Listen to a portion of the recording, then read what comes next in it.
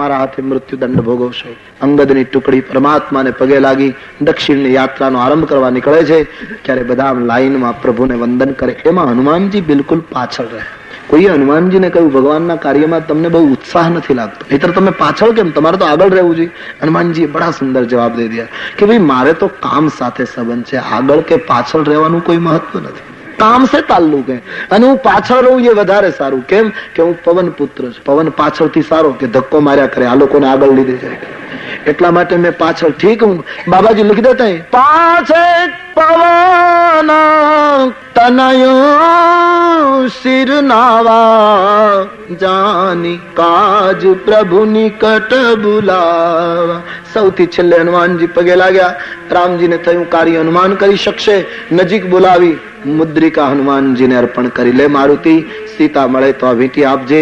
મારો વિરહ અને મારું બળ સીતાને કહેજે. ભગવાનની પસંદગી જો દેખો. હનુમાનજીને એમ કહ્યું કે સીતા મળે તો મારા વિરહની કથા એને સંભળાવજો. હવે બ્રહ્મચારીને વિરહમાં શું ખબર પડે? એમાં તો કોઈ સંસારીને પસંદ કરવો જોઈતો તો. હા, મનોવૈજ્ઞાનિકની રીતે પણ તમે નિર્ણય કરો. પણ ભગવાને વિચાર્યું કે સંસારીને જો આમાં કહું તો સંસારી મારો વિરહ નહીં કહે, એનો વિરહ શરૂ કરશે. એવા માણસને જ આ સંદેશ અપાય જેને પોતાનો કોઈ વિરહ નથી, જેને પોતાનું કોઈ બળ નથી. એ જ મારા બળનું વર્ણન કરી શકે. જે બધું પોતાનું ઈશ્વરનું જ માને છે. હનુમાનજીને મુદ્રિકા આપી. મુદ્રિકા કેવટ પ્રસંગમાં સીતાજીએ જે રામને આપી હતી એ રામ પાસે હતી, એ હનુમાનજીને એમણે આપી. મુદ્રિકા હાથમાં લીધી. હનુમાનજી વિચારે ચડ્યા કે મુદ્રિકા રાખું ક્યાં? કારણ કે હનુમાનજી કઈ એવા કપડા તો પહેરતા નહોતા કે એમાં ખિસ્સા હોય. ક્યાં રાખવું મુદ્રિકા?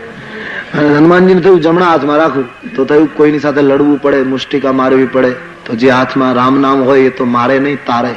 તો નામનો મહિમા ઘટે. ડાબા હાથમાં રાખું તો વિધિ નિષેધ નડે, ડાબા હાથમાં રખાય નહીં. હનુમાનજીને થયું મુદ્રિકા માથા ઉપર રાખું તો ક્યાંક કૂદવું પડે, ક્યાંક નીચે નમવું પડે, તો મુદ્રિકા પડે, રામ નામ પડે તો એનો મહિમા ઘટે. હનુમાનજી વિચાર કરે રાખું ક્યાં? પ્રભુએ આપી તો સહી. અને માલિકની મુદ્રિકા સેવકથી આંગળીમાં પહેરાય નહીં. નિયમ ના પાડે, મર્યાદા ના પાડે. શું કરવું? હનુમાનજીએ પગના નખથી તે શિખાના વાળ સુધી નિર્ણય કર્યો કે શરીરના એક એક અંગને ઘરેણા મળે છે. નખથી લઈને શિખાના વાળ સુધી બધાને કઈ ને કઈ આભૂષણ મળે છે, પણ જીભ બિચારી અંદર એને કોઈ ઘરેણું આપતું નથી. માટે મુદ્રિકા જીભને આપી દઉં, કારણ કે રામ નામ એ જીભનું ઘરેણું છે. પ્રભુ મુદ્રિકા મેલે મુખ માઈ, પ્રભુ મુદ્રિકા મેલે મુખ માઈ, પ્રભુ મુદ્રિકા મેલે મુખ માઈ,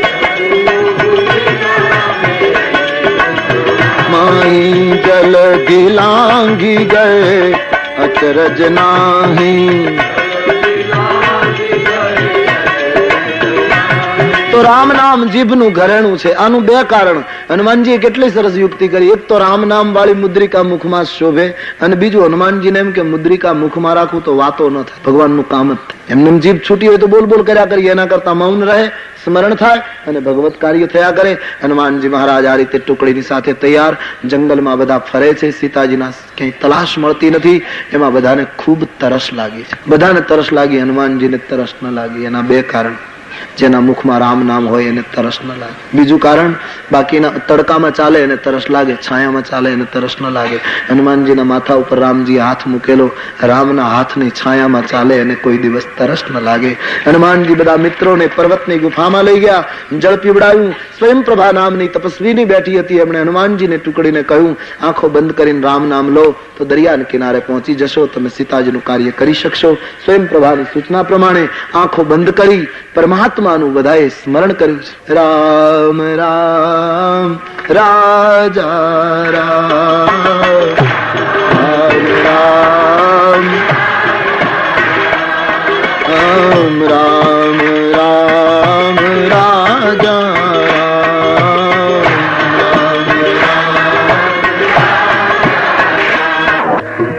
खुदा करे कि हमारी मोहब्बत में ये मुकाम आए. भगवान करे हमारी भक्ति में एवी स्थिति उत्पन्न थाय, एवी भूमिका पैदा.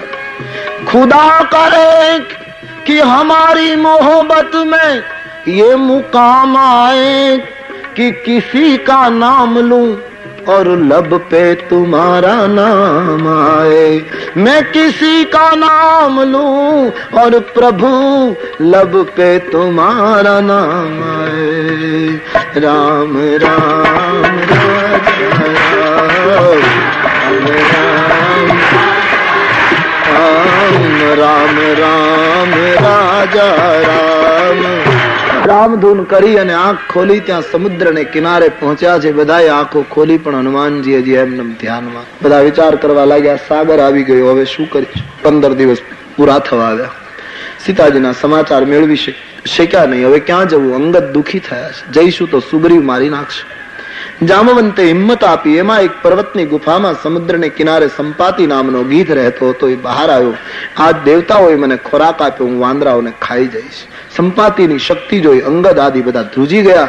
એમાં અંગદ બોલી ગયો કે જામવંતજી, આપણા કરતા તો જટાયુ સારા કે પ્રભુના કાર્યમાં કુરબાન થઈ ગયા, આપણે તો કઈ કરી શક્યા નહીં। જટાયુનું નામ સાંભળતા સંપાતિએ કહ્યું, અભય વરદાન આપું છું, હવે નહીં મારું, કારણ કે જટાયુ મારો સગો ભાઈ, તમે મારા ભાઈનું નામ લીધું। તમારો ભાઈ? બોલે હા, હું ને જટાયુ યુવાનીમાં સૂરજને ગળવા દોડેલા ભાઈઓ, પણ મારો ભાઈ ગરમી ન સહન કરી શક્યો એટલે પાછો આવ્યો। હું અભિમાનમાં ઉપર ગયો તો પાંખો બળી ગઈ, દરિયાને કિનારે પડ્યો। ચંદ્રમા નામના એક સંતે મને ગોદમાં લીધો અને કહ્યું કે હવે અહીં રહેજે, ત્રેતાયુગમાં રામના દૂત સીતાની શોધ લેવા આવે ત્યારે સીતાજી એને બતાવજે, ત્યારે તારી પાંખોમાં નવી ચેતના પ્રગટ થશે। તમારા દર્શનથી મારી પાંખોમાં ચેતના આવી છે। તમારા દર્શનથી જો આટલું પરિવર્તન થતું હોય તો તમે તો રામના દર્શન કરીને નીકળ્યા છો, જરૂર રામ કાર્ય કરી શકશો। સમુદ્રને કિનારે જઈ પોતાના ભાઈ જટાયુને સંપાતિએ તિલાંજલિ આપી અને ગીધો મિત્રોને કહ્યું કે ભાઈઓ, હું ગીધ છું, વૃદ્ધ થઈ ગયો, મારે આંખ છે પણ અત્યારે પાંખ નથી, એટલે હું લાચાર છું, પણ હું અહીંયા બેઠા બેઠા જોઈ શકું છું સીતાજી અશોક વાટિકામાં 400 ગાઉને પહેલે પાર, સમુદ્રને તટ લંકા છે, ત્રિકૂટ ઉપર ત્યાં સીતાજી બેઠા છે, મારી દ્રષ્ટિ અપાર છે, પણ ગરડો થયો એટલે બીજી રીતે મદદ કરી શકતો નથી, હું ખાલી માર્ગદર્શન આપી શકું। તમે યુવાન છો, તમે આટલું કરો। વડીલો કામ ન કરી શકે તો કઈ નહીં, પણ યુવાનોને માર્ગદર્શન તો આપે કે तुम संस्कृति का काम करो, तुम सीता की तलाश करो, तुम भारतीय अस्मिता के लिए कुछ करो, ये વડીલોની ફરજ છે। સંપાતિએ સૂચના આપી અને કહ્યું કાયર બનશો નહીં। આટલું કહીને સંપાતિ ગયો।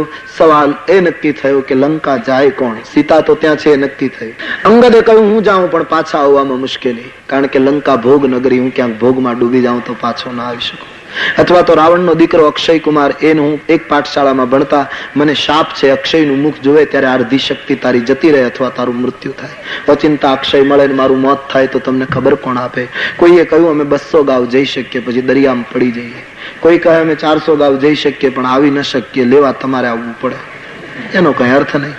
જામવંત કહે હું ગરડો થઈ ગયો એટલે લાચાર છું, બાકી હું જુવાન હતો ત્યારે બલિરાજાને બાંધવા માટે વામન વિરાટ બન્યો, ત્યારે 7 પ્રદક્ષિણા મેં 2 ઘડીમાં કરેલી એ વિરાટની, પણ તે દિવસે મારી ભર જુવાની, અત્યારે ગરડો થઈ ગયો એટલે લાચાર। માણસ ગરડા થાય ને ત્યારે આવી વાતો કરે, અમે જવાન હતા ત્યારે આમ કરી નાખતા।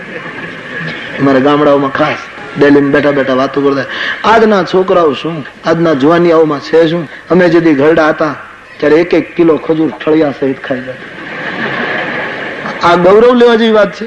તે જુવાનીમાં પ્રભુનું કાર્ય કેટલું કર્યું, તે જુવાનીમાં દિનહીનને મદદ કેટલી કરી, તે તારી જુવાનીના શ્વાસમાંથી સંસ્કૃતિ માટે કેટલા શ્વાસ આપ્યા, એની ઇતિહાસ નોંધ લે છે। બાકી તમે ખજૂર કેટલો ખાધો એ ઇતિહાસમાં લખાશે? જામવંતે કહ્યું લાચાર છું। બધા બોલ્યા, હનુમાનજી ચૂપ છે, કામ કરે કઈ બોલે ખરા, મૌન હૈ।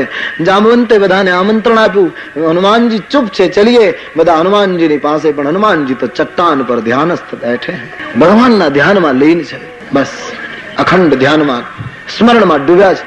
જામવંતે આવીને ગર્જના કરી, હે મારુતિ, હે હનુમંતલાલ, કે જામવંત કહે કહો રીછ પાતિ સુनु હનુમાના, કા ચૂપ સાધી રહા બલવાના।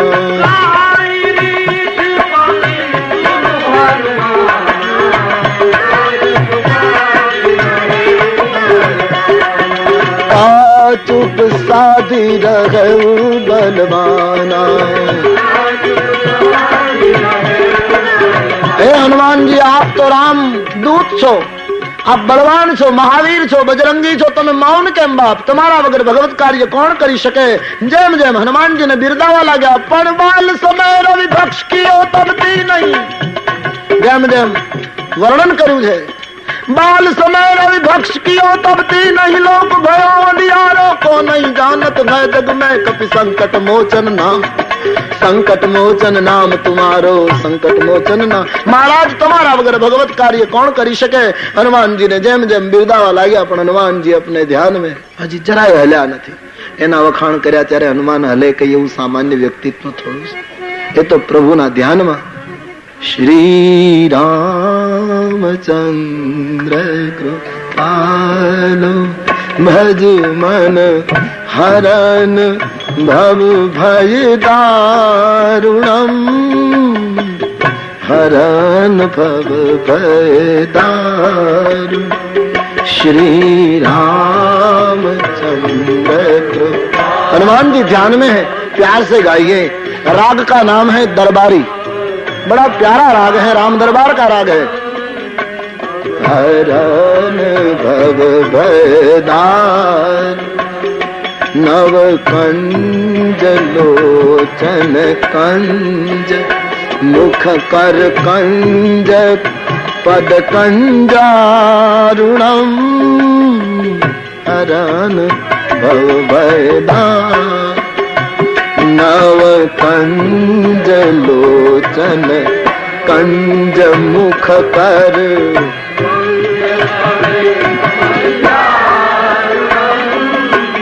हरन भव भय।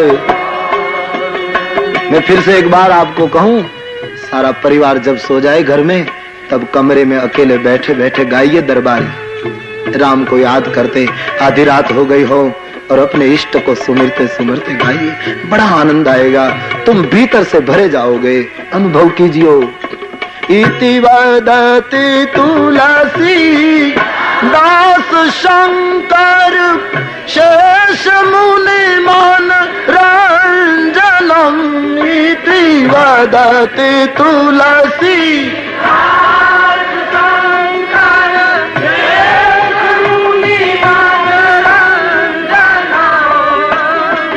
शेष मुनि मान रंजनम, मम हृदय कंज निवास गुरु कामादि खल दल गंजनम, अब हरन भव भयदारुणम। श्री रामचंद्र कृपालु भज मन हरन भव भयदारुणम, हरन भव दारुणम। श्री रामचंद्र कृपालु भज मन हरन भव भयदारुणम, हरन भव। हनुमान जी तो लीन है ध्यान में। जामवंत जी पुकारी रहा है, पण कोण जागे। पण कहता कहता जामवंते जયારે આ વાક્ય કહ્યું, राम काज है बाबा, राम काज लगी तब अवतारा। તમારો અવતાર રામ કાર્ય માટે છે, તમે ચૂપ થઈ જાઓ તો કાર્ય કોણ કરે। તમારો અવતાર રામ કાર્ય માટે છે, તમે ચૂપ થઈ જાઓ તો કાર્ય કોણ કરે। જ્યાં મારો અવતાર રામ કાર્ય માટે, આ સાંભળતા ત્યાં તો સુની કપી ભયવું પર્વતાકાર। राम कार्य माटे हूं छू शब्द सांभळता हनुमानजी महाराज पर्वताकार बनी गया। सुवर्णनो डुंगरो होय एवुं लागवा लाग्युं। जय जयकार थवा लाग्यो। जामवंतजी ने बिरदावता हनुमानजी ने बिरदावता जामवंते कह્યું, बाबा तमारा सिवाय कोण कार्य करी शके। अने आप इतना तो सोचो, आ जगत में एवुं कयुं कठिन काम छे जे तमे न करी शको। धन्य हो मारुति। जय जयकार करवा लाग्या। आंखमांथी तो किरणों फूटवा लागी, रुवाड़ामांथी किरणों फूटवा लागी। समुद्रने भय लाग्यो के मारुति क्यांक मारुं पान કરી જશે। આવું વિરાટ રૂપ હનુમાનજીએ ધારણ કર્યું। જય જયકાર થવા लाग्યો। દિશાઓ દિવ્ય બનવા લાગી। પણ આટલા બધા આવેશમાં પણ સાવધાની કેટલી। એકદમ નીચે નમ્યા। વૃદ્ધ જામવંતને પગે લાગ્યા। જામવંત मैं पूछूं तो ही उचित सिखावन दीजहु मोही। हे बाबा તમે વૃદ્ધ છો, હું પૂછું છું, મને ઉચિત શિખામણ આપો, મારે લંકામાં જઈને કરવું શું, નહીતર હું બધું પૂરું કરીને આવીશ. યુવાનો એ કામ કરવાનું, अपनी शक्ति बढ़ावानी, પણ વડીલોનો અનાદર નહીં કરવાનો. उससे मार्गदर्शन लेना, उसकी अनुभूति का उपयोग करना. વૃદ્ધો को आदर दिया गया. જામવંતે કહ્યું, મહારાજ તમારે આટલું જ કરવાનું. સીતાજીને મુદ્રિકા આપવાની, રામ સંદેશ આપવાનો, ભગવાનની બધી વાત કહેવાની, માં કઈ સંદેશો આપે તો લાવવાનું, નિશાની આપે તો લાવવાની, અને આશ્વાસન આપીને આવવાનું. ભાંગફોડ જરાય કરવાની નથી, ના પાડેલી, તો આટલું કરીને આવેલો. એને મંજૂરી આપી હોય તો 5 મિનિટમાં પૂર્ણાહુતિ થઈ જાય હમણાં. हाँ, जामवंत बुद्धिमान है, ब्रह्मा के अंशावतार है, ब्रह्मा बुद्धि ना देवता, इसलिए अकलमंद बुद्धि के देवता है. तो इन्हें एक सूचना आपी कि हनुमान जी जो बने तो लंका ની व्यूह रचना केवी छे जरा जोता हो. बड़े बुद्धिमान रहे परमात्मा की सेना में लोग. तुलसी जी कहते हैं हनुमान जी प्रणाम કર્યા, મિત્ર વૃંદને વંદન કરે. જામવંતે કહ્યું પછી તમે જયારે ખબર આપશો ત્યારે રીંછ અને વાનરની સેના ભેગી કરી રામ લંકા ઉપર ચડાઈ કરશે, રામ વિજય થશે. પ્રભુની કથાની સાથે આપણે કથાઓ ગવાશે, અને એ કથા સામાન્ય નહીં, નારદ અને સનકાદિકો ગાશે. એમાં આપણા ચરિત્ર ગવાશે. કાપી સેન સંગ સંઘારે निशिचर राम सितहियान गए कापी.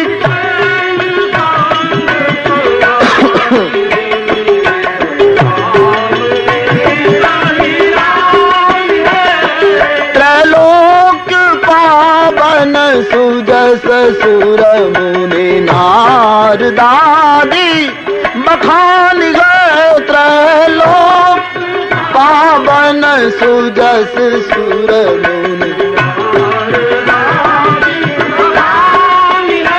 जो सुनत गावत कहत समुझत परम पद नर पावही.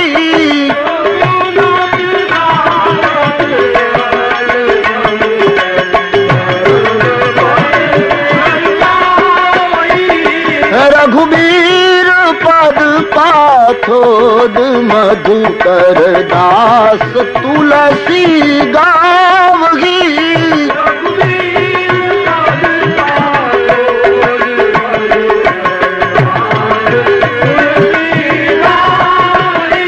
રામજી ચડાઈ કરશે, રાક્ષસોને મારશે, આપણી કથા ગવાશે, પછી એ કથા ગાશે, કહેશે, સાંભળશે, બધા પરમ પદના અધિકારી બનશે. તુલસીજી કિષ્કિંધાની સમાપ્તિમાં લખે પરમાત્માના આ પવિત્ર યશ ભવ ભેષજ રઘુનાથ જસ સુનહી જે નર અરુ નારી. જે નર નારી આ કથા સાંભળશે તીન કે સકલ મનોરથ સિદ્ધ કરહી ત્રિશિરારી. એના મનોરથો ભગવાન શંકરજી પૂર્ણ કરશે. આવો આશીર્વાદ આપી કિષ્કિંધા સમાપ્ત કર્યો છે. હવે સુંદરકાંડ. સુંદરકાંડ એ હનુમાનજીની ઉપાસનાનો કાંડ ગણાય છે. ખાસ કરીને સાધુ સંતોની ઉપાસનાનો કાંડ છે. સુંદરકાંડ માટે હું એટલું જ કહીશ કે તમે સુંદરકાંડનું સ્મરણ, ચિંતન અને સ્વાધ્યાય કરશો તો જીવનના બધા કાંડ સુંદર બની જશે. સુંદરकांड जीवन के हर कांड को सुंदर बना देता. सुंदर सुंदर है और क्या कहूं. और हमारे देश में सुंदर की प्रतिष्ठा है, इसलिए तो हम कहते हैं सत्यम शिवम सुंदरम. और अंतिम जो है वो सुंदर है. सत्य हो जाए जीवन, क्योंकि बालकांड अयोध्या कांड में सत्य की कथा है. सत्य पालना है, वचन निभाना है. अरण्य कांड में शिवम कल्याण ऋषियों ने करवानी प्रतिज्ञा करी है प्रभुए कि सकल सुरन के आश्रम ही जाए जाए. वहां शिवम पैदा हुआ है और अब आया है सुंदरम. आइए हम सुंदरम की यात्रा करें. तुलसीदास जी की लेखनी के द्वारा गोस्वामी जी महाराज के संग में जाए हम. सुंदर में प्रविष्ट हो, हनुमंत बाबा के चरित्र को आत्म के उद्धार के लिए हम उपयोग में लें. सुंदरकांड નો આરંભ. સુંદરકાંડમાં 3 મંત્રો લખ્યા છે. પહેલા ભગવાનની સ્તુતિ છે. શાંતમ શાશ્વતમ પ્રમેય મનગમ નિર્વાણ શાંતિ પ્રદમ બ્રહ્મા શંભુ ફણિન્દ્ર સેવ્ય મનિષમ વેદાંત વૈદ્યમ વિભુ રામાખ્યમ જગદીશ્વર સુરવર માયા મનુષમ હરિ વંદેહમ કરુણાકર રઘુવર ભૂપાલ ચૂડામણી. પ્રભુની સ્તુતિ કરી. બીજા મંત્રમાં અત્યાર સુધી તુલસીદાસજીએ માંગ્યું નહોતું, પણ સુંદરકાંડના બીજા મંત્રમાં પ્રભુ પાસે એક માંગણી કરી છે. નાન્યા સ્પૃહા રઘુપતે હૃદયસ્મદીયે સત્યમ વદામિ ચ ભવાન અખિલાંતરાત્મા ભક્તિમ પ્રયચ્છ રઘુપુંગવ નિર્ભરામ મે कामादि दोष रहितम कुरु मानसम च। सुंदरकांड में तुलसी कहे मारे बीजी कोई इच्छा नहीं प्रभु, एक ज इच्छा है निर्भर भक्ति आपो। मारा मानस ने कामादि दोष थी मुक्त करो ने जीवन में शू बीजू मेळववानुं, प्रेम और भक्ति तो पाना है। प्रेम पाओ जीवन धन्य हो जाएगा। प्रेम परमेश्वर का रूप है। ईश्वर ने पासे आटलू मांगो कि बस हम भावमय प्रेममय जीवन जीए અને અંત સમયે પ્રભુ એક વખત જવાનું તો છે ત્યારે જીભમાં તારું નામ હોય। માડી હું તો છેલ્લી ઘડીએ નવ ચૂકું સ્મરણ સીતારામનું રે લો।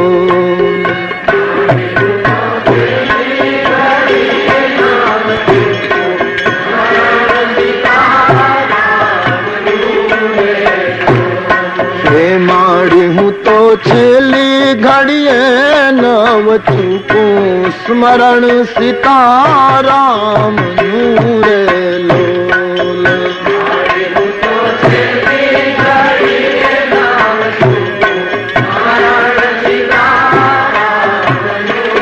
बहुत सुंदर शब्द है। माड़ी तारा फूप मां फूलड़ा निफाटो, माड़ी तारा पाय मां फूलड़ा निफाटो, भमर थई भम्या करूं रे लोल। माड़ी तारा पाय मां फूलड़ा निफाटो, भमर थई भम्या करूं रे। माड़ी तारे दाणे दाणे रे दीनो नाथ, विश्वंभर वातु करे रे लोल। माड़ी तार दाणे दाणे दीनो नाथ, विश्वंभर वातु बोल। माड़ी तू तो दारू ने देश वटो देवा के अंबा अवतरी रे लोल। माड़ी हूँ तो दारू देवा के अंबा अवतरी।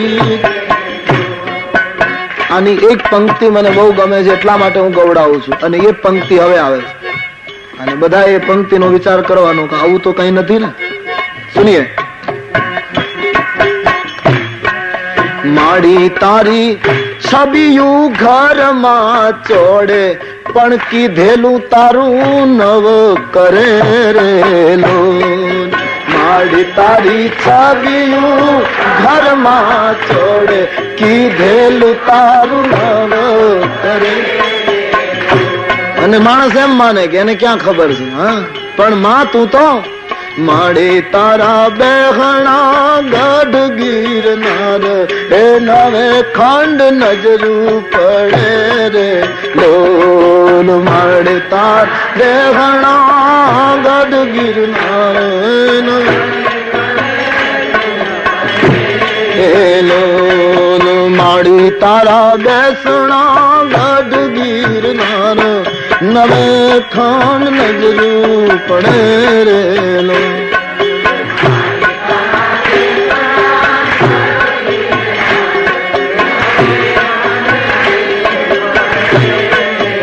भक्तिं प्रयच्छ रघुपुंगव निर्भरा में, कामादि दोष रहितं कुरु मानसं च। अतुलित बल धामम हेम शैलाभ देहम। त्रीजा मंत्र में हनुमंत जी की स्तुति। अतुलित बल धामम हेम शैलाभ देहम, धनुजवन कृशानम ज्ञानिनाम, सकल गुण निधानम वानराणाम धीशम, रघुपति प्रिय भक्तम वात जातम नमामि। रघुपति प्रिय भक्तम वात जातम नमामि। हनुमान जी के चरणों में स्तुति की। अखंड ब्रह्मचर्यनी मूर्ति हनुमान जी, अखंड ब्रह्मचर्यनी मूर्ति, शुद्ध संकल्पनी प्रतिमा। बहुत सुंदर शब्द लिखा है हनुमान जी। शुद्ध संकल्पनी प्रतिमा, अखंड ब्रह्मचर्यनी मूर्ति, शुद्ध संकल्पनी प्रतिमा, हजूरी दास हनुमंता, जन्मवा अंजनी जोशे। भारत ने एवा हजूरी दास हनुमंता એને જન્મવા અંજની જોશે।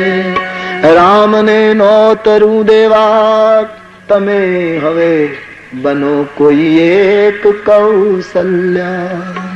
રામને નોતરું દેવા બનો કોઈ એક કૌશલ્યા। સીતાને સાધના કરશો કારણ અમારી જાનકી રામની છાયા। પણ રામને નોતરું દેવા બનો કોઈ એક કૌશલ્યા। તજી નિદ્રા તજી નારી તજા માતા પિતા સહુને રામ નામ નતણી મૂર્તિ સુમિત્રા વીણ મળે ક્યાંથી। રામ નામ નતણી મૂર્તિ લક્ષ્મણ આપણને સુમિત્રા વીણ મળે। ભલે ગમે તેટલી ટીકા કઈ કઈ ની કરે લોકો, પણ ભલે વિશ્વારુણી પ્રગટ્યો, ભલે વિશ્વારુણી પ્રગટ્યો, મથ્યો ઉદધી અયોધ્યાનો, પણ ભરતની ભેટ આ ભારતને કઈ કઈ વીણ મળે ક્યાંથી। ભરતની ભેટ આ ભારતને કઈ કઈ વીણ મળે ક્યાંથી। તો રામને નોતરું દેવા બનો કોઈ એક કૌશલ્યા।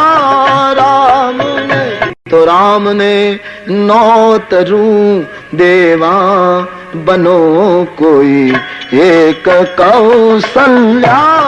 રામને નોતરું દેવા બનો કોઈ એક કૌશલ્યા। રામને નોતરું દેવા બનો કોઈ એક કૌશલ્યા।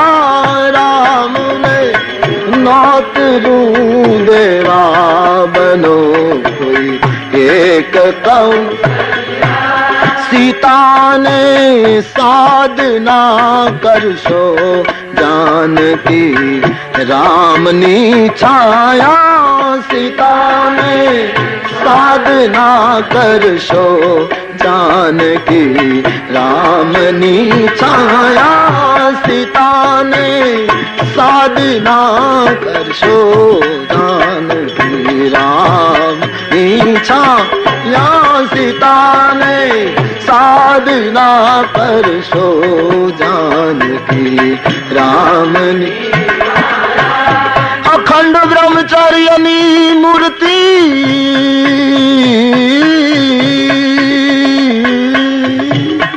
अखंड ब्रह्मचर्यनी मूर्ति बाबा शुद्ध संकल्पनी प्रतिमा।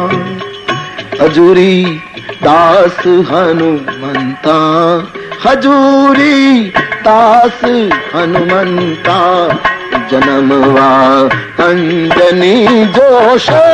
हजूरी दास हनुमंता जन्मवा अंजनी जोश। हजूरी दास हनुमंता जन्मवा अंजनी जोश। हजूरी दास हनुमंता जन्मवा अंजनी जोश। राम ने नौतरू देवा बनो कोई एक कौशल्या। राम ने नौतरू देवा बनो कोई। सीता ने साधना करशो जानकी रामनी छाया। सीता ने साधना करशो जानकी रामनी छाया। जानकी रामनी छाया जानकी रामनी हनुमान जी की वंदना की गई। आइए सुंदरकांड की प्रथम चौपाई। जाम्बवंत के बचन सुहाए, सुनी हनुमंत हृदय अति भाए। जाम्बवंतना वचन हनुमानजीने खूब गम्या। હનુમાનજી યાત્રાની તૈયારીમાં છે. મિત્રોને હાથ જોડીને એક સલાહ આપે છે, ભાઈઓ હું આવું ત્યાં સુધી તમે મારી રાહ જોજો, અહીંથી કોઈએ દૂર જવાનું નથી. કેવી વિચિત્ર સલાહ આપી. હનુમાનજીને ખબર છે કે અહીંયા મીઠું પાણી પણ નથી, ખારું પાણી છે, દરિયો છે. વળી લંકામાં હું ફસાઉં તો આ ટુકડીમાંથી કોઈ મને મદદ કરવા આવી શકે એવું છે નહીં, કારણ કે બધા પોતપોતાની શક્તિની ઘોષણા કરી દીધી. તો પછી વધારે સારું તો એ હતું કે હનુમાનજી એમ કહે કે તમે બધા રામ પાસે જતા રહો, હું કામ કરીને સીધો ત્યાં આવીશ. આપણે બધા ત્યાં મળ્યા. આવું કહેવાની જરૂર હતી, બુદ્ધિપૂર્વક આમાં દેખાતી.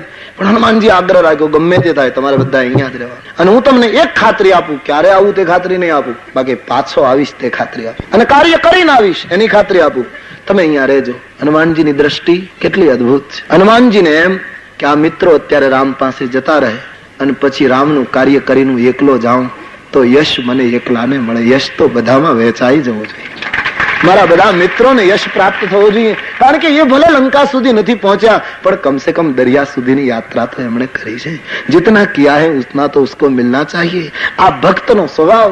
સબહી માન પ્રદ આપુ યમાની, સબહી માન પ્રદ આપુ અમાની, ભરત પ્રાણ સમ મમ તે પ્રાણી, ભરત પ્રાણ સમ મમ તે પ્રાણી, સબહી માન પ્રદ આપુ અમાની, સબહી માન પ્રદ આપુ યમાની, ભરત પ્રાણ સમ મમ તે પ્રાણી, ભરત પ્રાણ સમ. બીજાને માન આપે ને પોતે અમાની રહે, સંતનું લક્ષણ. હનુમાનજીએ બીજી એક સલાહ એ આપી કે તમારે બધાએ અહીં રહેવાનું અને ફળ ફૂલ ખાવાનું, કોઈએ ભૂખ્યા નથી રહેવાનું. કે હનુમાન ગયો છે ત્યાં સુધી આપણે ઉપવાસ કરીએ એવું નહીં, બધાએ ખાવાનું, કારણ કે હું ત્યાં ચાલુ કરવાનું છું. તુમ સબ ખાના. બોલે ઠીક હે. આખી રામ સેનામાંથી એક વીર નીકળ્યો ભગવત કાર્ય કરે, છતાં કેટલો નિરાભિમાન. તુલસી કહે બીજો હોત તો એને ઘમંડ આવત કે કોઈ ન કરી શક્યું હું કરું, પણ કેટલા નિરાભિમાની. તુલસી लिखते हैं અસ કહી નાઈ. देखिए આટલું કહીને શું કર્યું? અસ કહી નાઈ તબન કહું માથા. બધાને પગે લાગે. मैं जा रहा हूं, मुझे आशीर्वाद दो, माँ सीता का दर्शन करके लौट. अस कही नाई सबन कहूं माथा, चलेવું હરશી હિય ધરી રઘુનાથા. રઘુનાથને હૃદયમાં ધારણ કરી મિત્રોને વંદન કરી હનુમાનજી યાત્રાનો આરંભ કરે. રામ કહીને સમુદ્રને કિનારે એક પર્વત હતો એના ઉપર ચડી ગયા. સાગરને જોઈ લીધો. ફરી એકવાર મિત્રોને શિખર ઉપરથી વંદન કર્યા. નહીતર ઊંચે ગયા પછી વંદન કરવા બહુ અઘરા પડે છે. लेकिन शिखर पर पहुंचने के बाद भी पुनः सर झुका दिया. बार बार प्रणाम करे. मित्रों जय जयकार करे. समुद्र ने જોઈ લીધો. મિત્રોએ જય જયકાર કર્યો. હનુમાનજી વિચાર કરે बार बार. गोस्वामी जी कहते हैं बार बार रघुवीर संभारी, तर केવું પવન તનયું બલ ભારી. રઘુવીરને યાદ કર્યા, રામને નહીં યાદ, કારણ કે વીરતાનું કામ કરવા જવું છે એટલે વીરને યાદ કર્યા. અને પર્વત ઉપર પગ દબાવી અને જ્યાં ઉડાન ભરવાની તૈયારી. મિત્રોની સામે ફરી એકવાર જોઈ લીધું. મેં જા રહા હું. મિત્રોએ જય જયકાર કર્યો. બોલીએ હનુમાનજી મહારાજ. અને હનુમાનજીએ પગ દબાવ્યો. પર્વત ઉપર બાબાજી કહે રામ કઈ પગ દબાવીને જામ ઉડાન ભરવા ગયા. તુલસી કહે ત્યાં તો પર્વત પાતાળમાં ઉતરી ગયો. ભૌગોલિક પરિવર્તન થઈ ગયું. મહાત્માઓ તો એમ કહે કે હનુમાનજીના પગના દબાણથી પર્વત એટલા જોશથી પાતાળમાં ગયો કે આજુબાજુની ધાતુઓ પીગળીને બહાર નીકળી ગઈ. સોનું ચાંદી કાંસુ પીગળી ગઈ. આટલી તો ગરમી લાગી. ધાતુઓ બહાર નીકળવા લાગી. જેમ પાકેલા ચીંબડા ઉપર હાથીનો પગ પડે અને જેમ બી બહાર નીકળી જાય એમ ધરતીની ધાતુઓ બહાર ફૂટી નીકળી. અને તુલસી કહે રામના સારંગમાંથી જેમ અમોઘ છૂટે માનસકાર કહે જીમી અમોઘ, જીમી અમોઘ, જીમી અમોઘ, રઘુપતિ કરબાના તાહી ભાતી ચલા હનુમાના. હનુમાનજી રામના સારંગમાંથી છૂટેલા અમોઘ બાણની જેમ ઉપડ્યા છે. અડધો દરિયો તો યાત્રા પૂરી થઈ ગઈ. હનુમાનજી દેખાઈ રહ્યા, મિત્રો નાચે છે. જા રહે હૈ બાબા અણધારેલી ભૌમ પર आज यौवन मांडे पांख. विदेश है, राक्षस की नगरी है, न जाने क्या है वहां, लेकिन राम भक्त निर्भीक चल पड़ा है भगवत कार्य के लिए. मानस कार वर्णन करे जा रहे हैं. समुद्र ने थયું जल निधि रघुपति दूत बिचारी, जल निधि रघुपति दूत ते मैनाक हो ही श्रम हारी, ते मैनाक हो ही श्रम हारी, ते मैनाक हो श्रम हारी, ते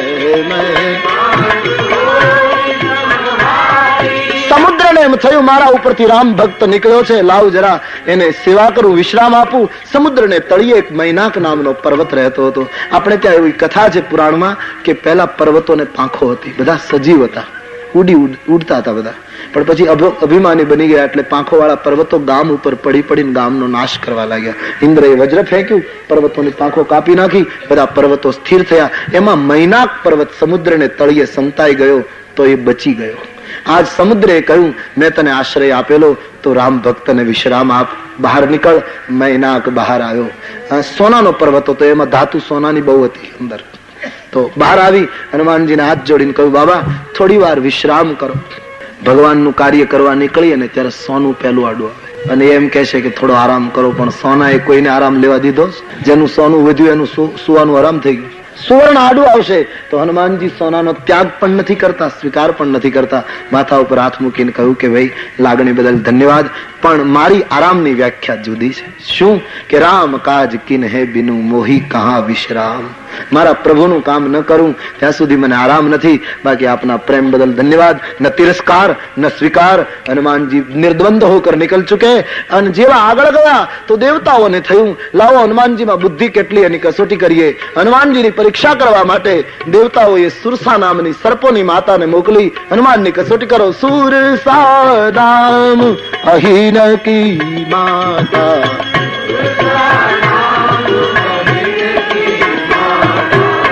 पठई आई कही तेहि बाता, पठई आई कही आज सुरन मोहि दीन यहारा, आज सुरन सुनत बचन कह पवन कुमारा, सुनत बचन राम काज करी फिर मैं आवो, राम काज करी फिर मैं आवो. सीता कही सुधी प्रभु ही सुनाओ, सीता कही सुधी प्रभु ही ओ तब तब बदन बैठी हम आई, तब सत्य कहूँ मोहि जानद माई, सत्य कहूँ मोहि जानद माई, सत्य कहूँ मोहि जानद माई.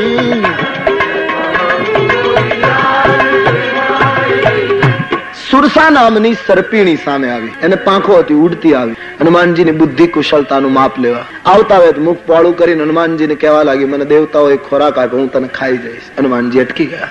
હનુમાનજી લંકામાં પ્રવેશ કરે છે ત્યાં સુધીમાં 3 વિઘ્નો આવે છે. એક આકાશમાંથી, એક દરિયામાંથી, એક જમીન ઉપરથી. આનો અર્થ એમ થયો કે ભક્તિની યાત્રા જયારે હું તમે કરીએ ત્યારે આકાશમાંથી, ધરતીમાંથી અને પાણીમાંથી બધી જગ્યાએથી વિઘ્નો નીકળશે. ये मार्ग खतरे से खाली नहीं, ये मार्ग खतरों से भरा हुआ है. તો સુરસાને હનુમાનજીએ કહ્યું માતાજી મને ખાવાથી જો તમારી તૃપ્તિ થતી હોય તો એને હું મારું પરમ સૌભાગ્ય સમજીશ, પણ એક કામ કરે હું રામનું કાર્ય કરી આવું, મારી માતાને સંદેશ આપી આવું, એનો સંદેશ ભગવાનને આપી આવું, પછી રામ ભક્ત વચન આપું છું, તમારા મુખમાં સામેથી આવીને પ્રવેશ કરીશ, મને ખાઈ જજો, પણ અત્યારે નહીં. સુરસાએ કહ્યું, મને તો હું સરપીણી, મને ભૂખ લાગે જ્યારે મારા બચ્ચાને ખાઈ જાઉં, હું તને જવા દઉં? તું પાછો આવે ના આવે શું ભરોસો? મને તો હમણાં ભૂખ લાગી. કહ્યું, માતાજી મને જવા દો. સુરસા માની નહીં, બોલે નહીં, મારે અત્યારે જ તને ખાવાનું. હનુમાનજીએ ઘણી વિનંતી કરી છતાં માની નહીં, તો હનુમાનજીને ગળી જવા માટે સુરસાએ પોતાનું મુખ પોળું કર્યું. હનુમાનજી કહ્યું, સારું, ખાઈ લો. જો જન ભરી તેગી બદન પસારા, જો જન ભરી તેગી બદન, જો જન ભરી તેગી બદન પસારા, કપિતન કી ન દુગુના વિસ્તારા, કપિતન કી ન દુગુનો વિસ્તારા, 16 જોજન મુખ તેગી થયું, 16 જોજન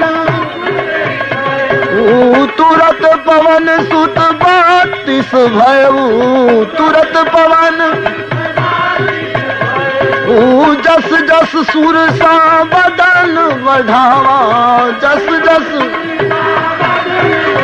આવા તા સુદુ ન કપિ રૂપ દિખાવા, કા સુદુ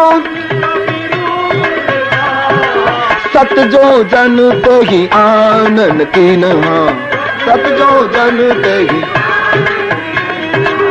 અતિ લઘુ રૂપ પવન સુતલીન, અતિ લઘુ રૂપ પવન સુતલીન, અતિ લઘુ રૂપ પવન સુતલીન, અતિ લઘુ રૂપ બદન પેઠી પુની બાહિર આવા, બદન પેઠી પુની બાહિર આવા, બદન પેઠી પુની બાહિર આવા, બદન પેઠી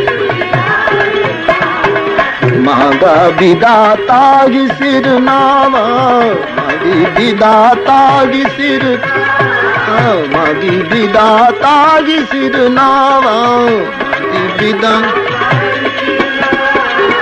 હનુમાનજીએ કહ્યું, મને ગળી જાઓ. તો સુરસાએ 4 ગાઉમાં મુખ પહોળું કર્યું. કેટલી તાકાત! 1 યોજન 4 ગાઉ ગળી જવા માટે. તો હનુમાનજી રામ કહીને 8 ગાઉ ના બન્યા. મોઢા કરતા કોળિયો નાનો હોવો જોઈએ, આ તો કોળિયો ડબલ થતું. સુરસાએ પોતાની શક્તિ કેન્દ્રિત કરી 16 યોજન મુખ પહોળું કર્યું. 16 યોજન એટલે 64 ગાઉ. તો તુરત પવન સુત 32 ભયું. હનુમાનજી 32 યોજન 128 ગાઉ. જેમ જેમ સુરસા મુખ પહોળું કરે, હનુમાનજી શરીર વધારે, એમ કરતા કરતા સુરસાને થયું કે છે શક્તિશાળી. બધી શક્તિ કેન્દ્રિત કરી અને સુરસાએ 100 યોજન મુખ પહોળું કર્યું. 400 ગાવ. જેવડો દરિયો હતો એ બધો. तुम अपना भजन बढ़ाओ, तुम अपनी साधना बढ़ाओ. खुद ही को कर बुलंद इतना कि हर तकदीर से पहले खुदा बंदे से खुद पूछे बता तेरी रजा क्या है. तुम अपने व्यक्तित्व को बढ़ाओ, भजन बढ़ाओ, ईश्वर स्मरण. આપણે કે લડવા થોડા આવ્યા છે, વ્યક્તિત્વ को बढ़ाओ. गोविंद गोविंद गाए जा, गोविंद और पंथ तेरा बढ़ाए जा.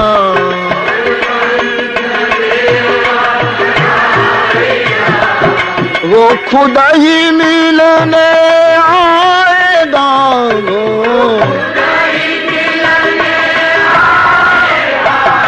तू बंदगी बढ़ाएगा, तू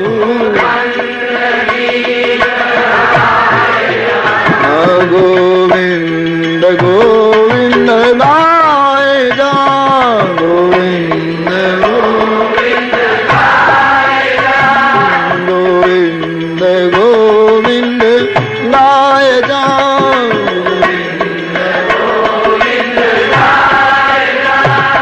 હનુમાનજીએ શું વિચાર્યું કે સુરસા મુખ પોળું કરે તો એના કરતા મોટો થતો જાઉં તો એ હારી જશે, પણ મોટા થવામાં સુરસા તો એમને વધારતી જ ગઈ મુખ. તો હનુમાનજીને થયું મારે મોટું જ બનવું એવું થોડું છે, નાનો પણ બની જાય. મારે તો રામ કામ કરવું છે. જયારે 400 નું મુખ સુરસાએ પોળું કર્યું, અતિ લઘુ રૂપ પવન સુતલીના, એકદમ નાનકડું રૂપ લઈ સુરસાના મુખમાં પ્રવેશ કરી ગયા. ચક્કર મારીને બહાર નીકળી, હાથ જોડીને કહ્યું, માતે મને ખાઈ લીધો કહેવાય, હવે જવા દો. હનુમાનજીનું બુદ્ધિ કૌશલ્ય જોઈ સુરસા ધન્ય બની છે. હનુમાનજીને કહે, દેવતાઓએ મને જે માટે મોકલી હતી એ હું પામી ચૂકી, તમારાથી રામ કાર્ય જરૂર થશે, મારો આશીર્વાદ છે. વિઘ્ન આશીર્વાદ આપીને જતો. જયારે માનવ ભજન વધારે છે ત્યારે વિરોધીઓને આશીર્વાદ આપવા પડે. ભજન વધારો, મેં આપકો યકીન દિલાતા હું. ભજન વધારો, સ્મરણ વધારો. સાધનો વધશે અને સાધના નહીં વધે તો તમે શાંતિ નહીં મેળવી શકો, सुख मिल શકે. इंसान को चाहिए साधनों के साथ साधना को समांतर रखे. વધારવી જ જોઈએ, પણ કદાચ વધારી ન શકે તો સમાંતર તો રાખે. પણ આજે સાધનો વધે છે, સાધના વધતી નથી, એટલે માણસ સુખી થયો છે, શાંત નથી થયો. कितने लोग शांत हैं? साधन तो कितने जुटा लिए हैं हमने. કેટલું માણસ પાસે છે, પણ છતાં શાंति કેટલા ને મળે. सब रो रहे हैं. बहुत लोग, मेरा तो ये अनुभव है, कई लोग मिलते हैं, बस यही सब बीमारी है. भगवान ने दया से, कोई कहे आम से, कोई कहे आम से. इसका मतलब एक है, भजन नहीं करता है लोग. स्मरण करो, साथ ये चलेगा, साधना વધારો. बस तो हनुमानजी महाराज એટલું ભજન વધારે છે કે વિઘ્ન આશીર્વાદ આપી જતો રહ્યો. હનુમાનજી આગળ, હવે આગળ ગયા તો સમુદ્રમાંથી એક વિઘ્ન આવ્યું. એક રાક્ષસી રહેતી હતી, સિંહિકા નામની, જેને રાહુની માતા ગણવામાં આવે. એ રાક્ષસી તાંત્રિક હતી. આકાશમાં કોઈ ઉડે તો એનો પડછાયો સમુદ્ર ઉપર પડે તો પડછાયાને દબાવે. પડછાયો દબાવે એટલે પેલાને અસર થાય, એટલે પેલું નીચે પડે પછી ખાઈ જાય. આવું એની પ્રવૃત્તિ. હનુમાનજી નીકળ્યા ત્યારે હનુમાનજીનો પડછાયો દબાયો, પણ આ તો હનુમાનજી, એની ગતિ જરૂર રોકાય પણ હનુમાનજી પડ્યા નહીં. હનુમાનજીએ ચારે બાજુ જોયું કોણ છે, નીચે જોયું તો રાક્ષસીને તાંત્રિક પ્રયોગ કરતી જોઈ એકદમ હનુમાનજી ગુરમી ખાઈ નીચે આવ્યા, મુષ્ટિકાનો પ્રહાર કરી રાક્ષસીને મારી નાખી. આ બીજું વિઘ્ન ભક્તિનું. સિંહિકા બડા વિચિત્ર और बड़ा भयंकर विघ्न है ये, ध्यान देना. આ રાક્ષસી ધરતીનો જીવ પણ રહે છે પાણીમાં, પહેલી વિચિત્રતા. સમુદ્રમાં આટલા બધા જળચર જીવ પણ અંદરના એક ખાતી નથી, આકાશમાં ઉડે એને જ ખાય છે. इसका मतलब ये हुआ कि भक्ति मार्गનું બીજું વિઘ્ન છે મારી તમારી ઈર્ષ્યા. એને ધરતી ઉપર રાખવાને બદલે સમુદ્રમાં રાખી તુલસી કિતની દીર્ઘ દ્રષ્ટિ રખતે હોંગે. તુલસીએ કહ્યું, ઈર્ષ્યા દરિયા જેવડો મોટો માણસ હોય તો એના પેટાળમાં ક્યાંક કામ કરતી હોય છે. ઈર્ષ્યા સે કોણ મુક્ત? અને ઈર્ષ્યા આજુબાજુ વાળા ન ખાય, કોક ઉડે એને જ પછાડે. આપણા કરતા કોઈ ઉન્નતિ કરે, આપણા કરતા કોઈ પ્રગતિ કરે, આપણા કરતા કોઈ પણ ક્ષેત્રમાં કોઈ વિકાસ કરે એટલે ઈર્ષાળુ માણસ એને કેમ પછાડવો એના પૂરા પ્રયાસો કરે. અને ઈર્ષાળુ માણસનો સ્વભાવ હોય છે, ધ્યાન દેના. ઈર્ષા પડછાયા જ પકડે, વ્યક્તિને તો પકડી શકે, કારણ કે પોતાની તાકાત નહીં, સાબિત કરી શકે નહીં, સામે આવી શકે નહીં, પછી પડછાયા પકડે. અને પડછાયો શું કામ પકડે? કારણ કે પડછાયો કાળો હોય. ઈર્ષાળુ કાળું જ પકડે, ઉજ્જવળ ન પકડી શકે. सफेदी नहीं पकड़ पाता, वो काली को कालापन को पकड़ता है. ईर्षा बड़ा भयंकर. જેવો કોઈ માણસ ભક્તિમાં, આર્થિક ક્ષેત્રે, સામાજિક, અરે કોઈ પણ ક્ષેત્રે કોઈ માણસ આપણાથી ઉન્નત થશે એટલે ઈર્ષા પકડશે. પતંગો દુકાનોમાં પડી હોય ત્યારે કેટલી સંપીને બેઠી હોય. હવે આ મકર સંક્રાંતિ આવે છે, લીલી લીલી પીળી પીળી આમ બધી આમ ક્રમવાર, આપણને એમ થાય કે આને જરાય બોલાવવી નથી, કેટલી સંપથી બેઠી. આટલો સંપ હોય પણ એ જ પતંગને દોર મળે અને આકાશમાં ઉડે એટલે અંદરો અંદર કાપા કાપી શરૂ થાય છે. મને ને તમને જયારે પ્રગતિનો દોર મળ્યો છે અને આકાશમાં ઉડાન ભરી છે ત્યારે એકબીજાને કાપવાની. નહીતર આકાશ આટલું મોટું છે, સૌ પોતપોતાની પતંગ ઉડાડો, કોણ ના પાડે, પણ કાપવાનું શું કામ? પણ કાપ્યા વગર આનંદ ના આવે પતંગ ઉડાડવા. इतना विराट आकाश परमात्मा ने हमारे तुम्हारे लिए सर्जित किया. फूल ने आकाश को एक दिन कहा कि मैं तुम्हें जितना हो सके खुशबू से भर दूंगा, तो तुम मुझे क्या दोगे? तने आंखों तो नहीं भरी सकूं क्योंकि मेरी कक्षा है, पुष्प कहता है, पर थोड़ो कोनो पण एक थोड़ी जगह हूं तारा आकाश ने भरी दे तो तू मने शू आपीश? तो आकाश ने जवाब दिया, ये लेती देती का संबंध क्यों लाते हो बीच में? बोले नहीं फिर भी. बोले तो सुनो, तुम मेरा कोना या तो मेरी कोई भी जगह खुशबू से भर दो तो मैं मेरा सारा व्यापकपन तुम्हें दे दूंगा. तुम्हें जितना ऊपर उठना हो उठो उठो उठो, कितने ही ऊपर जाओ, मैं कभी रोकूंगा नहीं तुम्हें, तुम्हारी प्रगति में बाधा नहीं बनूंगा. तो इंसान क्यों बाधक बनता है? आकाश ने तो पूरी स्वतंत्रता दी और इंसान बाधा डालता है. અને પતંગ ઉપર ચડે ત્યારે કાપા કાપી થાય છે અને બધાનો અનુભવ. કપાય ત્યારે પતંગની કેવી દશા થાય, કોઈ બાવળિયાના કાંટામાં એવી રીતે પડે કે ચીરાઈ જાય. પતંગો તૂટ્યા પછી હસતી નથી, માટે તમારી પતંગને સલામત રાખો એની ચિંતા નથી, પણ બીજાની પતંગોને કાપવાની કોશિશ ન કરો. ઇતના શીખો. અને કાપશે કોણ? બાજુ વાળો જ. તમારી બાજુની અગાસી વાળો જ તમારી પતંગ કાપશે.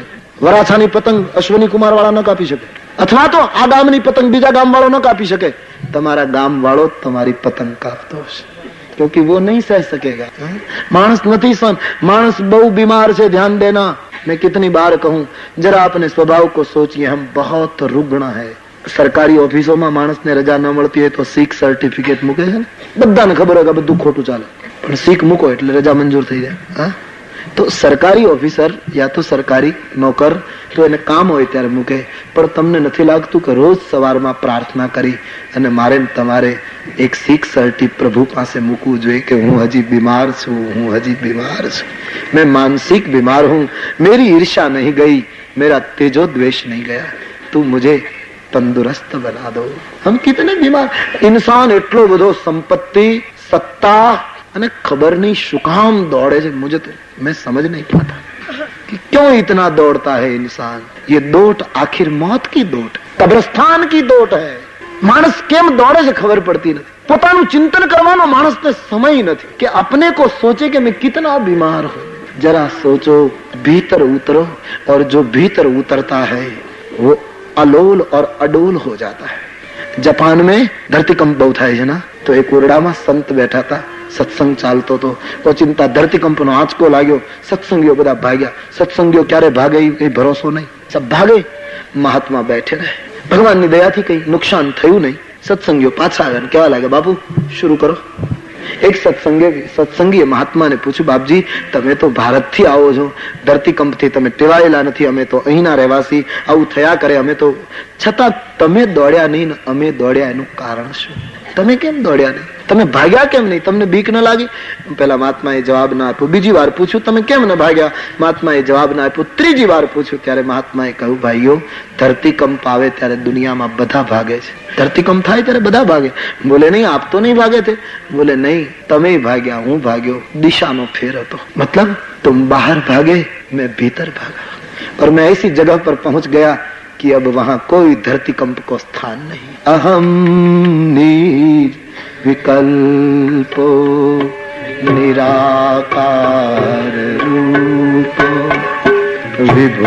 विभुर्व्याप्य सर्वत्र सर्वेन्द्रियाणां सदा में समत्वम न मुक्तिर न बंधः चिदानंद रूपः शिवोऽहं शिवोऽहं चिदानंद रूपः.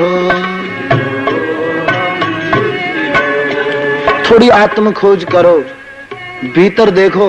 અંદર એટલા ઓરડા છે કે तुम परम शांति तक पहुंच सकते हो, પણ આપણે તો એક બે જ ઓરડા ખોલ્યા છે સંપત્તિ અને સુખના. ભીતર તો કિતને આવાસ ભરે પડે. ખોલો, ખોજો. जिन खोजा तिन पाई. જેણે ગોત્યું એને મેળવ્યું છે. गहरे पानी पे जो भीतर गया उसने पाया है. मोती तो वो पा सकता है जो भीतर डूबता है. तो खोજો. બીજાની પતંગો ન કાપો. પતંગ કપાયા પછી બીજાની કાપવામાં આપણી પણ કપાશે. કદાચ બીજાની કાપશું આપણે બીજો કાપી નાખશું. કાયમ કોઈની પતંગ એક વખત મકર સંક્રાંતિમાં ઉડ્યા પછી 24 કલાક કોઈની પતંગ એક વર્ષ રહી છે. पतंग की आयुष्य 1 घंटे की होती है, 2 घंटे की होती है. पतंगे गिर जाती है, टूट जाती है, चूर चूर हो जाती है. પણ ઈર્ષાળુ માણસ બીજાના દોરને કાપવામાં પડે. માણસ बहुत बीमार है.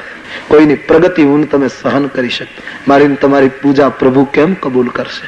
મારી તમારી प्रार्थना कैसे हरि के द्वार में पहुंचेगी? हम किसी की उन्नति सह नहीं पाते. ગામડામાં તમે જોજો, કોઈને ઘરે મહેમાન આવે પછી બજારમાં મહેમાનને લઈને નીકળે.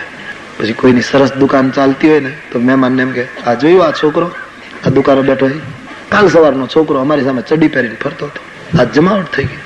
તો એને ચડી પહેરીને ફરતો હતો તો હવે એને પેન્ટ પહેરવું જ નહીં. એ ચડી પહેરીને ફર્યા કરે તો જ તને ગમે. તું રાજી થા ને કે તારા ગામનો છોકરો આજ કેટલો સમૃદ્ધ થયો, પણ માનવની મુશ્કેલી એ છે એ આવું બોલશે. કાલ સવારે અમારી સામે આવે, કાલ લે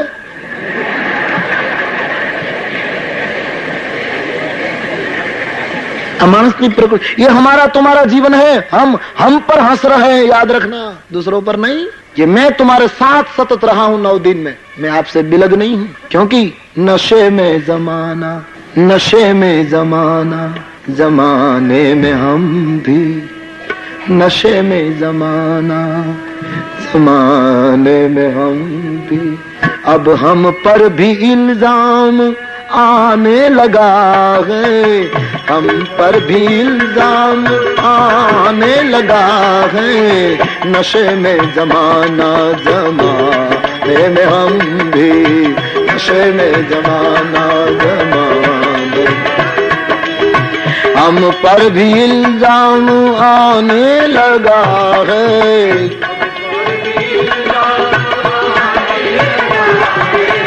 सभी मस्त है, कौन किसको संभाले, सभी मस्त है, कौन किसको संभाले. जिसे देखिए लड़खड़ाने लगा है, जिसे देखिए लड़खड़ाने लगा है. सभी मस्त है, कौन किसको संभाले.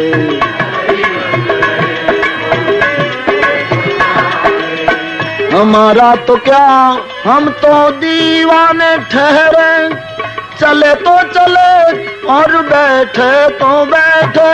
हमारा तो क्या, हम तो दीवाने ठहरे, चले तो चले और बैठे तो बैठे. हमारा तो क्या, हम तो दीवाने ठहरे, चले तो चले और बैठे तो बैठे. हमारा तो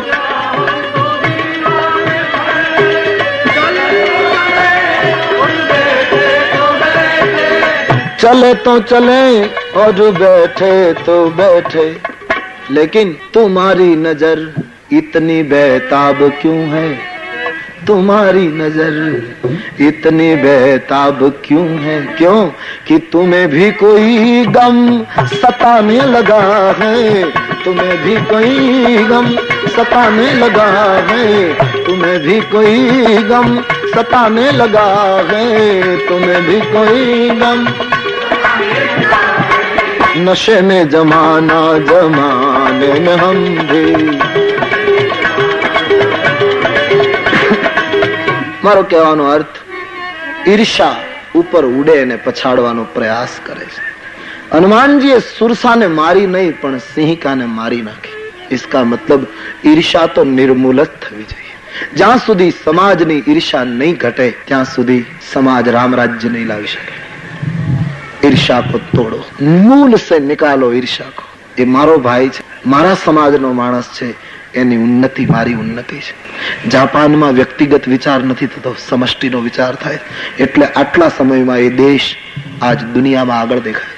क्योंकि कोई शोध करेगा तो वो ये कहेगा मैंने नहीं की, जापान देश ने की. मैंने सुना है जापान की स्कूलों में हर रोज बच्चों को कहा जाता है तारा माँ बाप कौन, तो नाम आप है.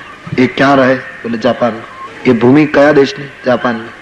ये जीवी कई रीते शके, बोले अनाज खाए. એટલે અનાજ ક્યાં પાક્યું, જાપાનમાં. તો તું સાચો દીકરો કોનો ગણાય, બોલે જાપાનની ભૂમિનો. આજે વ્યક્તિગત વિચાર હિન્દુસ્તાનમાં થાય છે, ये मोटी करुणा. आचार्यों पर व्यक्तिगत विचार करे. आचार्यों को भी चाहिए, धर्माचार्यों को भी चाहिए कि समष्टि का विचार करे. आज हम भी अपना विचार करें, हमारा पद, हमारा आश्रम, हमारा मठ बचा रहे, औरों का जो हो सो हो, हमारी गादी बची रहे.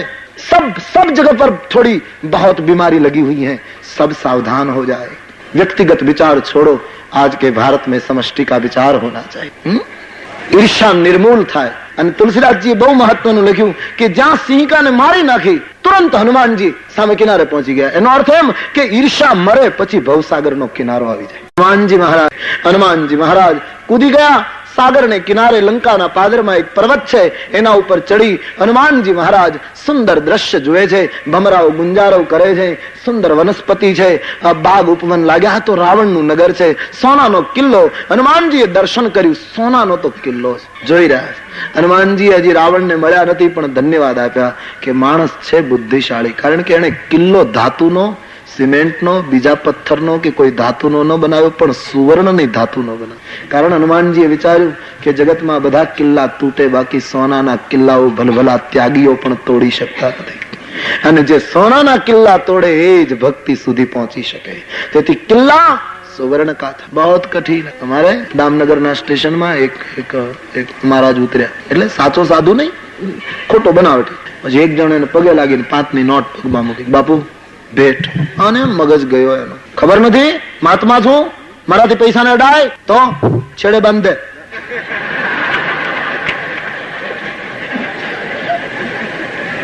પેલા એ કીધું, પછી છેડે બાંધ્યા પછી તમે એકલા હશો ત્યારે શું કર્યું? પછી હું હાથથી નહીં અડું, ચીપિયેથી ખોલીશ. લે, ऐसी बात है समाज में. સોનાના કિલ્લા તોડવા કઠિન, બહુ કઠિન है. એમાં કોઈની આલોચના નથી, અનુભવવું બોધા માટે બહુ કઠિન. હનુમાનજીએ વિચાર કર્યો છે, સુંદર નગરીનું દર્શન કર્યું. બાબાજી રાવણની લંકાની રમણીયતાનું વર્ણન કરે છે. બાન બાગ ઉપવન બાટિકા,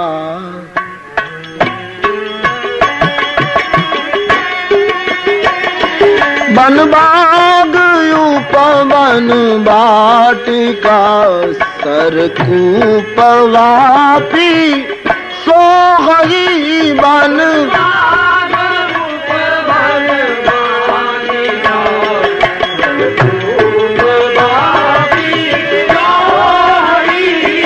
नरनाग सुर गंधर्व कन्या, रूप मुनि मन मोही.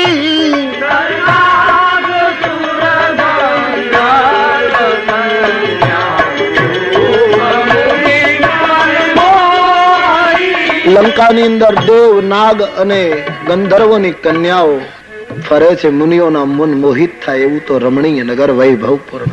ક્યાંક ક્યાંક મલ્લયુદ્ધો થાય, ક્યાંક અભક્ષ્ય ભક્ષણ થાય, ક્યાંક શરાબ પીવાય. હનુમાનજીએ જોયું લંકાની ચારે બાજુ પુષ્કળ ચોકીદારો ચોકી કરે. જ્યાં સોનું બહુ હોય ને ત્યાં ચોકી પહેરો બહુ હોય.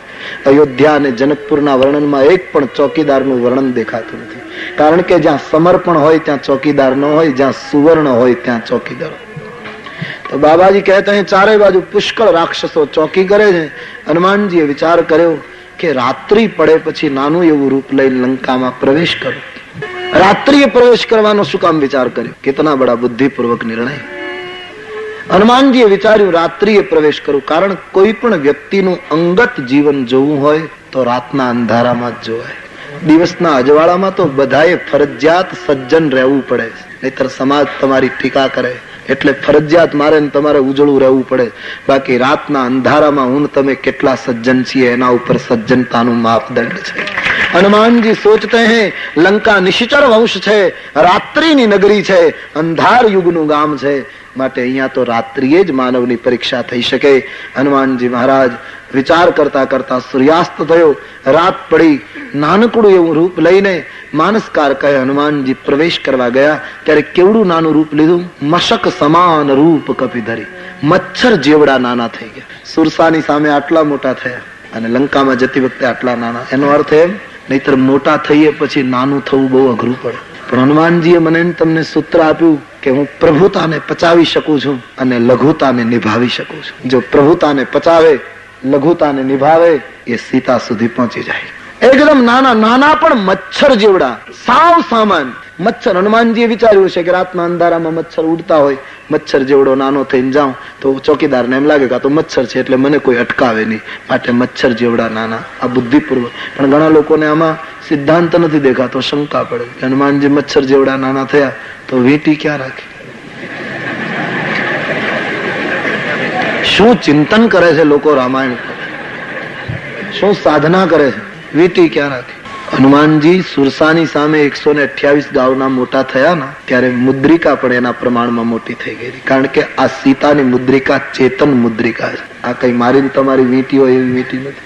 આપણી વીંટી ગમે ત્યારે વેચવા જાવ ઘટી મૂકી, આ તો શ્રી સીતાજીની વીંટી છે, ચેતન છે. તો એ વખતે મોટી થઈ હશે અને જયારે નાના બન્યા ત્યારે નાની બની ગઈ હશે.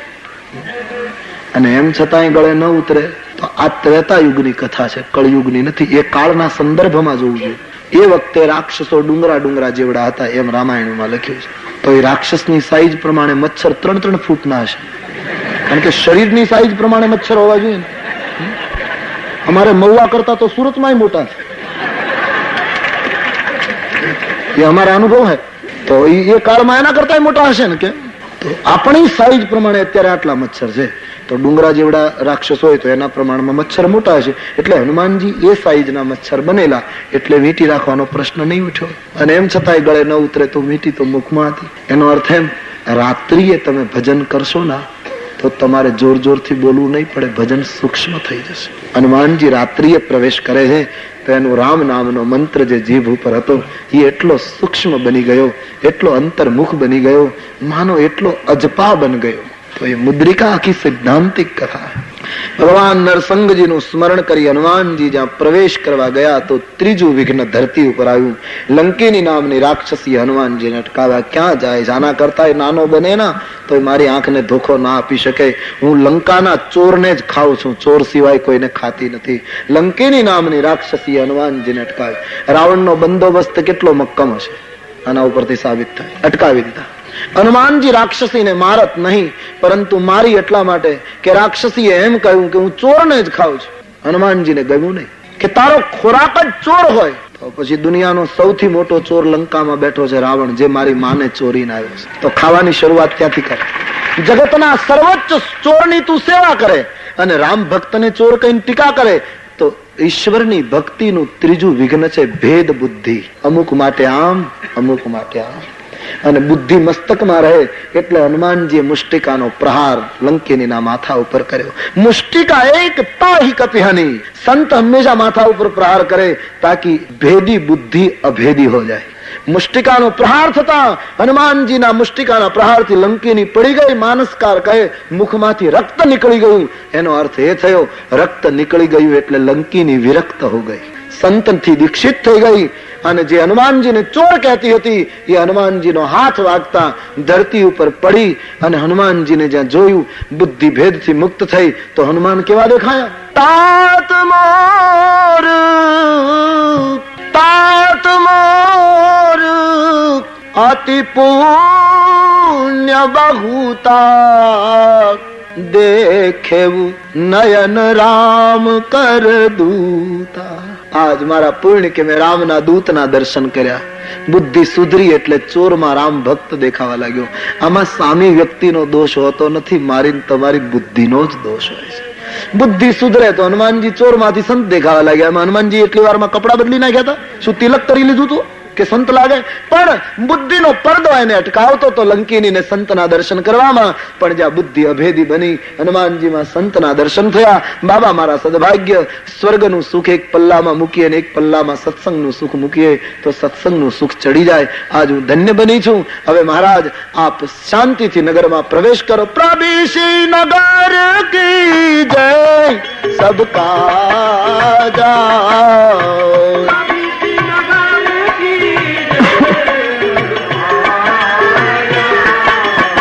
હૃદય રાખી કૌશલપુર રાજા.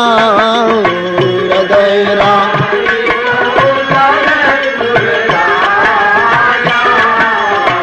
ગરલ શુભ સુધારી પુકારગી મિતાઈ.